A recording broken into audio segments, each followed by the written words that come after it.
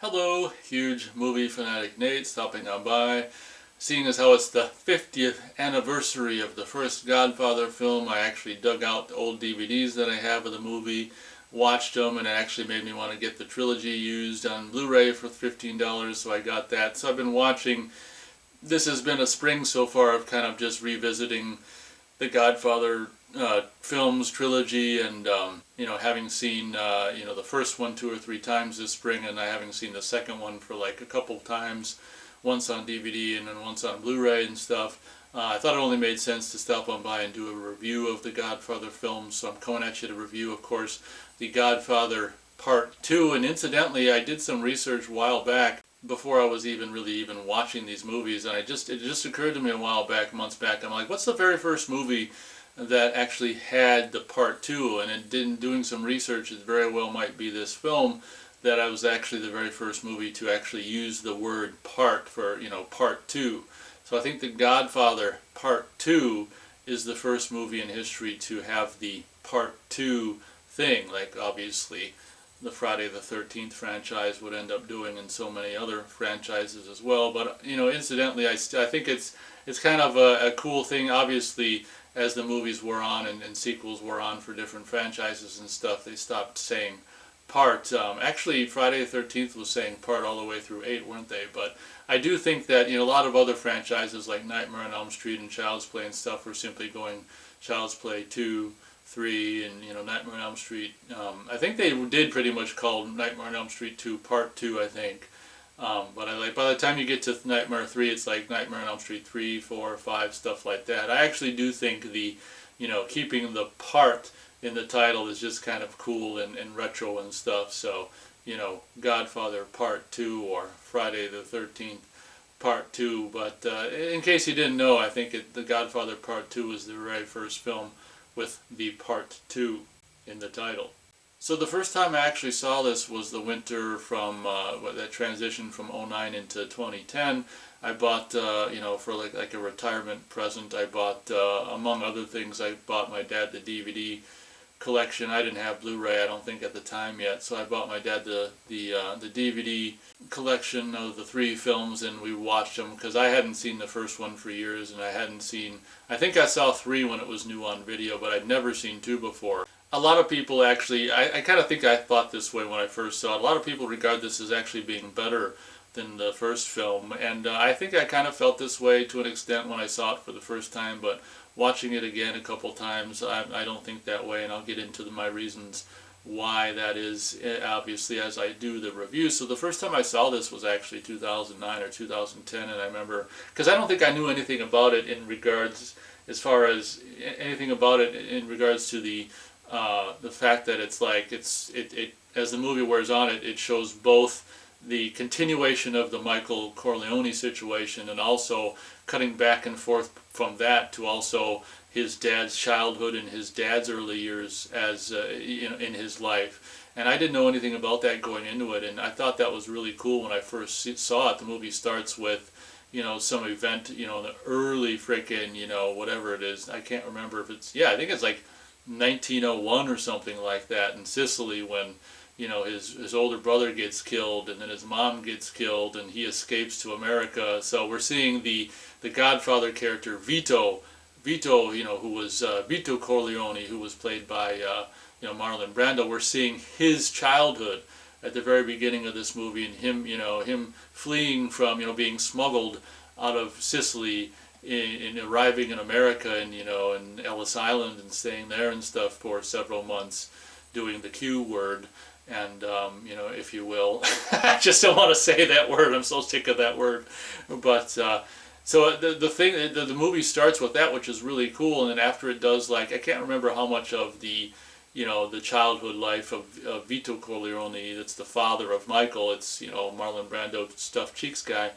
After it shows a little bit of that, then it transitions to I think the Michael Corleone story. And I think, see, I didn't mention in my review of the first movie that one of the big things about the first movie is the second half. They're transitioning from, because the movie, they're like New York gangsters in the first film, and at the end, like the last half of the first film, they're making the transition. They're going to move to Nevada, I think, and get into the casino business or whatever, and this and that. So that transition was happening at the very end of the first film. So obviously this one, they're set up in Lake Tahoe, if memory serves, and there's this, once again, it's kind of a staple for all three movies. They all have to kind of start, more or less kind of start with a big celebration with music and this and that kind of stuff. Whatever, Godfather staple, whatever. I actually do like the celebration kind of party thing. I think it's Michael's son's birthday. I don't know if exactly what they're doing I think that's what the whole party is for. I'm not 100% sure, but I think it's for his son's birthday because, he has a conversation with his son later on, and he's like, "Did you get a lot of presents?" "Yeah, I got a lot of presents from people I didn't even know." And that scene was actually really cool, and I think the kid did a great job, and it was a really kind of a nice little scene when they're talking about that birthday, and the son drew his dad and Michael a picture of him in a car, and it's just like, do you like this? Yes or no? Check this box. It's just really, really kind of a sweet little drawing and that sweet scene and stuff. But I actually do like the first hour of this movie a whole hell of a lot. Actually, probably more of that, because I think by the hour mark, I think it cuts back to like the early years of Vito. That's Marlon Brando's character, wonderfully played by Robert De Niro, and probably the youngest I've ever seen him. I think before this movie, the youngest I'd seen him was Taxi Driver. And what's so funny is when we got, I can remember watching it with my dad and the credits rolling, and like Robert De Niro as Vito Corleone, and my dad was like, "That was Robert De Niro?" And I was just kind of like bummed, because I thought he knew that like the whole movie. Like, how could you not see that it was him? But I should have said during the movie that, "Yeah, Robert De Niro, huh, Dad?"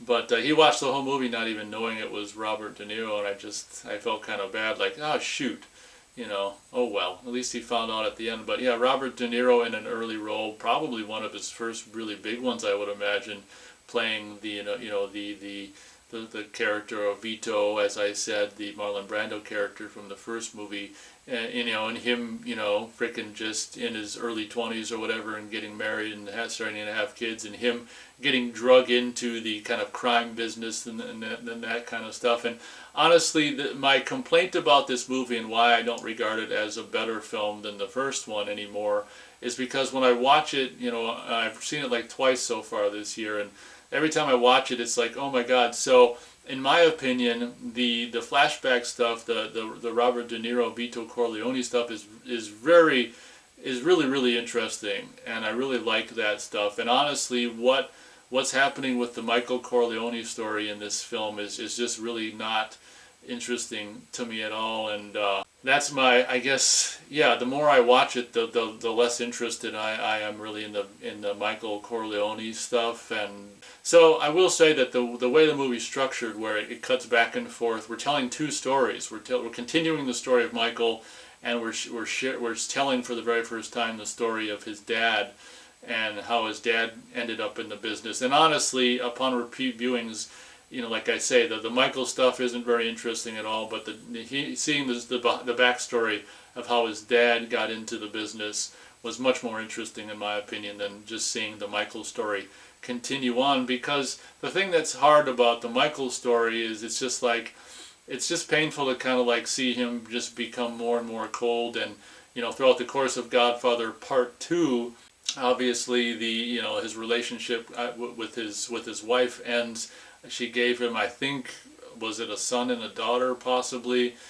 Son for sure, and then possibly, well, he's got a daughter in Godfather 3. That's another thing that I can talk about it when I do the review of 3, but it seems like, the daughter is like, I don't know, as old as she is in this movie, and it's supposed to be the 50s. Like, why is she only like 20 when in 1980? Yeah, it just seems like there's inconsistencies in regards to like Godfather, when you get to Godfather 3, as far as like, I don't know, whatever is going on. So, yeah, the difficult thing about this movie to watch is just seeing his and I guess it's understandable when you're a mob boss and you gotta be all cold-hearted and just calculating and stuff. Your personal, the people who are close to you, like your wife and stuff, they're gonna not want a part of it after a while. And he keeps promising, it's a kind of a talking point in this movie, I think, that he keeps promising his wife, Diane Keaton, who's playing Kay in the movie, that he's going to become a legitimate business. I think that line is said early on in the movie.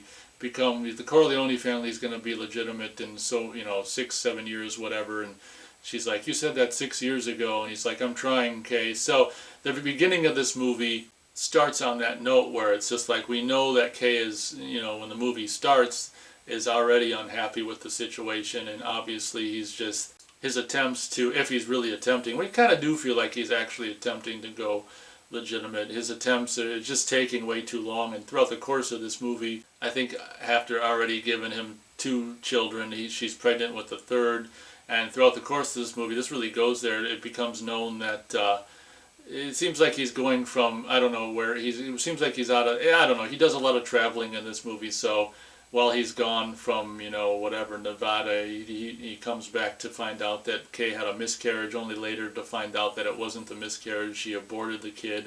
And it's just like, oh my God, that really kind of goes there, and it just infuriates Michael just beyond belief, because she's like, that was kind of her way of leaving him. That was one of the first acts that she did to leave him. And it was just like, oh my God, that scene is really kind of hardcore, and just like, oh my God, because the audience and Michael spent a decent amount of the movie, I don't know, I can't remember how much of it, thinking that it was an abortion, so we're all sad about that. But when we find out from her mouth that, or not an abortion, it was a miscarriage, and then when we find out from her mouth that it was an abortion, it's like, oh my God, and just Michael goes crazy, and it's just like, oh my God. So, the thing about this movie that, I just don't like the Michael stuff, because it's just so depressing, and also, honestly, it's just boring. I mean, seeing, him going just meetings with these people. He goes and meets that guy in Florida, and that guy's the one who tried to, early on in the first hour of this movie, there's assassination attempt on his life during that first hour that I really like. After the son's birthday party at night, there's this assassination attempt, and we find out that it's this one guy, and at the same time he's pretending to, he goes meet with this one guy and pretends to be friends, even though he knows it's this guy who tried to have him killed. And this is what I mean, the Godfather Part 2 starts to get so convoluted with the Michael story, in my opinion, and just like, oh, I don't want everyone killed, just my enemies, and all this and that. And it's honestly, we've seen, in my opinion, I saw enough of this kind of Michael at the last half of the first film. And in Godfather 2, the Michael segments of Godfather Part 2 is just like more of that. Like, let's just kill everyone, or whatever. And, I think there's like a failed assassination attempt, which is at least realistic. I mean, to have all these assassination attempts, assassinations that Michael is, hits that Michael's putting out to his enemies. I think one of them goes wrong, and then, which is at least realistic, and then they're not able to kill that guy until like the very end of the movie. And his older brother, is just this kind of pansy-ass idiot mama's boy guy who, he actually, of course, in the famous scene, on the boat at the very end of the movie, he actually has his own older brother killed, just because I think he's not even sure whether his brother was a part of even having him, possibly be killed. So, it's just a movie about, like, just, I don't know, Michael just putting out hits on everyone, even including his, his own family members. So it's just like the Michael part of this movie, the Michael scenes from this movie just really aren't particularly interesting to me. And, in quite in contrast, like the Robert De Niro, young Vito Corleone scenes, I think are more interesting. And honestly, I mean, I guess, part of me wants to say, well, it almost would have been better just seeing, a movie about that only. But at the same time, the audience does want to probably see the Michael story continued. So I will give this movie props for doing those 2 stories, and that's why the movie's like 3 hours and like 20 minutes long as a result. Ooh, that reminds me, the one thing I love about this movie is how it ends.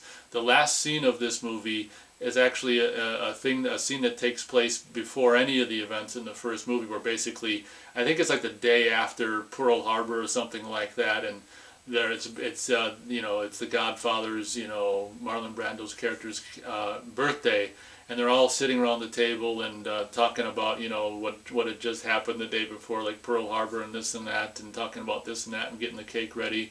And Michael, it's divulged that Michael's enlisted to go fight the Japs or whatever.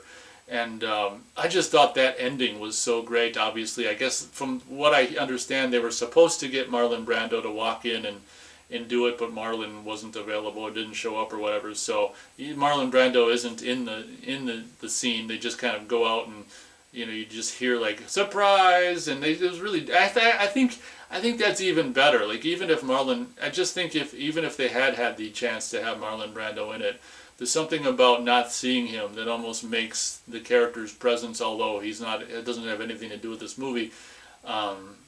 Just seeing them go out and just say surprise, I think it was a lot better than actually seeing him anyway. But I will say I do like the very ending of this movie where it's like cuts back to just, when Michael basically told his family he's enlisting, because the first movie starts when he's just coming back from after World War II, so that's one thing I will say about this movie is it's just like I love that ending scene, and then you also get, because James Caan played Sonny, of course, in the first movie. I didn't even mention his name, or I don't think, or anything like that, but it was, so James Caan is back for just that one scene and at the end of Godfather 2, so we get to actually see Sonny again, and Robert Duvall with his hairpiece and stuff like that, and so the end scene of Godfather Part 2 is actually really cool. So my star rating for Godfather Part 2, I guess because of the strengths of the Robert De Niro stuff, I'll go 3 stars out of 4 stars for Godfather Part 2. Don't get me wrong, like the high rating, I mean, it's more or less for the strengths of the movie, and the movie has a lot of strengths. All of the stuff regarding a young Vito Corleone stuff is really interesting. A little detail about him having a different last name, but he came from Corleone, Italy, and there was some like mix up at the immigrations or something where the guy, I don't know if he'd misunderstood or whatever, but the immigrations officer actually, whether it was mistake or not, actually gave him the last name Corleone when that wasn't, I want to say it was like Vito Andolini or something like that was his last name, but he's from Corleone, so he actually ended up with that last name. And there was this cool, the thing that's really cool about like this flashbacking the life of Vito is that at the very beginning he goes to this gangster that had his older brother, his mom. His mom takes him to this gangster that had his older brother killed to plead with him to not, and I think he had his dad killed as well, to plead with this gangster guy to not have, Vito killed, and she gets killed in the process. Vito escapes. Obviously, I think like one of the last Robert De Niro scenes is him returning back to Italy to actually go kill that guy, with a knife.